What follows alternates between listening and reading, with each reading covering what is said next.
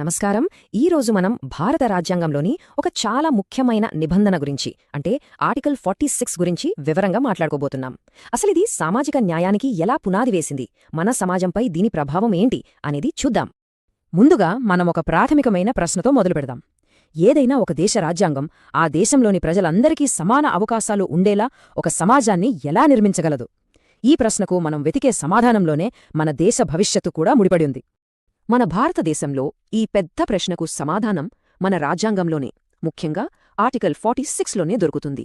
ఇది కేవలం ఒక చట్టంలోని సెక్షన్ కాదు, ఇది ఒక మార్గనిర్దేశం చేసే సూత్రం. మరింత సమానమైన సమాజాన్ని ఎలా నిర్మించాలో చెప్పే ఒక దిక్సూచి. సరే, అయితే అసలు విషయంలోకి వెళ్దాం. ఏంటి ఆర్టికల్ 46? సామాజిక న్యాయానికి ఇది ఎలా పునాది అయ్యింది? ఇప్పుడు స్క్రీన్ మీద చూస్తున్నదే ఆర్టికల్ 46 పూర్తి పాఠ్యం. ఇందులోని ప్రతి పదం చాలా శక్తివంతమైనది. చూడండి, బలహీన వర్గాల ప్రయోజనాలను ప్రత్యేక శ్రద్ధతో ప్రోత్సహించాలని చెబుతోంది. అంతేకాదు, వారిని అన్ని రకాల దోపిడీల నుండి రక్షించాలి అని ప్రభుత్వం మీద ఒక స్పష్టమైన బాధ్యతను పెడుతుంది. సింపుల్గా చెప్పాలంటే ఈ ఆర్టికల్కు రెండు ముఖ్యమైన పనులున్నాయి. ఒకటి ప్రమోషన్, అంటే వాళ్ల విద్యా ఆర్థిక విషయాల్లో మద్దతివ్వడం. రెండోది ప్రొటెక్షన్, అంటే వాళ్లపై జరిగే అన్యాయాన్ని దోపిడీని ఆపడం. ఈ రెండు లక్ష్యాలు ఒకదానికొకటి బలాన్నిస్తూ పనిచేస్తాయి. కానీ రాజ్యాంగంలో ఇలా రాస్తే సరిపోతుందా? ప్రభుత్వం దీన్ని నిజంగా ఎలా అమలు చేస్తుంది? అంటే పేపర్ మీద ఉన్న ఈ మాటలు ఆచరణలో ఎలా కనిపిస్తాయి? ఈ ఆర్టికల్ను అమలు చేయడానికి ప్రభుత్వం 4 ప్రధాన మార్గాలను అనుసరిస్తోంది. వీటినే మనం 4 మూలస్తంభాలు అని కూడా అనుకోవచ్చు. అవి ప్రత్యేక శ్రద్ధ, విద్యా పురోగతి, ఆర్థిక అభ్యున్నతి మరియు దోపిడీ నుండి రక్షణ. ఈ స్తంభాలు నిజ జీవితంలో మనకు ఎలా కనిపిస్తాయో చూద్దాం. ఉదాహరణకు విద్య, ఉద్యోగాల్లో రిజర్వేషన్లు.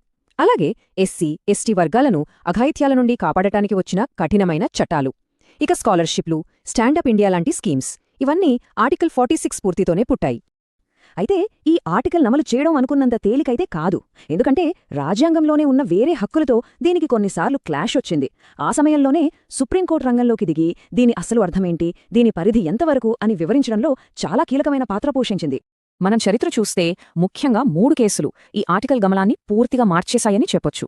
ఈ కేసులు దాని పరిధిని, పరిమితులను నిర్వచించడంలో ఎంతో సహాయపడ్డాయి. ఈ కేసులు ఆర్టికల్ 46 కథను ఎలా మార్చాయో కొంచెం వివరంగా చూద్దాం. మొదటగా 1951లో చంపకొం దొరైరాజన్ కేసు.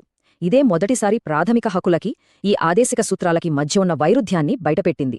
దీనివల్లే మొదటి రాజ్యాంగ సవరణ చేయాల్సొచ్చింది. ఆ తర్వాత 1992లో ఇంద్రసాహిని కేసు. ఇది చాలా ఫేమస్. రిజర్వేషన్లు సరైనవే అని చెప్పిందే, కానీ క్రీమీ లేయర్ అనే ఒక కొత్త కాన్సెప్ట్ను తీసుకొచ్చింది. అంటే వెనుకబడిన వర్గాల్లోనే ఆర్థికంగా బాగా ఉన్నవాళ్లకి ఈ ప్రయోజనాలు అవసరం లేదని చెప్పింది. ఇక 2006లో ఎం నాగరాజ్ కేసు. ఇది రిజర్వేషన్లు ఇవ్వాలంటే ప్రభుత్వం పాటించాల్సిన 3 కండిషన్స్ను చాలా క్లియర్గా చెప్పింది. సో కోర్టులు ఎదుర్కొన్న అసలు సమస్య ఏంటంటే, ఒకవైపు బలహీన వర్గాలకి స్పెషల్ కేర్ ఇవ్వాలి, మరోవైపు అందరూ సమానమే అని చెప్పే ఫండమెంటల్ రైట్స్ ఉన్నాయి.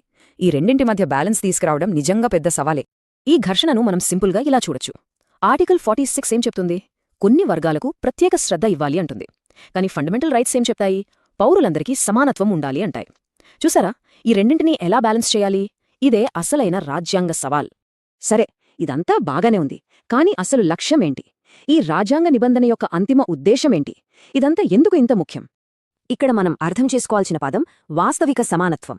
అంటే చట్టం ముందు అందరూ సమానమే అని చెప్పడం మాత్రమే కాదు, ఎవరైతే చారిత్రకంగా వెనకబడి ఉన్నారో వాళ్లకు కూడా అందరితో పాటు పోటీపడేందుకు ఒక నిజమైన అవకాశమివ్వడం. ఒక రన్నింగ్ రేస్లో అందరినీ ఒకే స్టార్టింగ్ లైన్ మీదకు తీసుకురావడం లాంటిదన్నమాట. కాబట్టి ఈ మొత్తం చర్చ నుండి మనం గుర్తుపెట్టుకోవాల్సిన కొన్ని ముఖ్యమైన విషయాలున్నాయి. 1, సామాజిక న్యాయం, అంటే పాత తప్పులను సరిదిద్దడం. 2, సానుకూల చర్య, అంటే ప్రభుత్వం సమానత్వం కోసం తీసుకునే స్పెషల్ స్టెప్స్.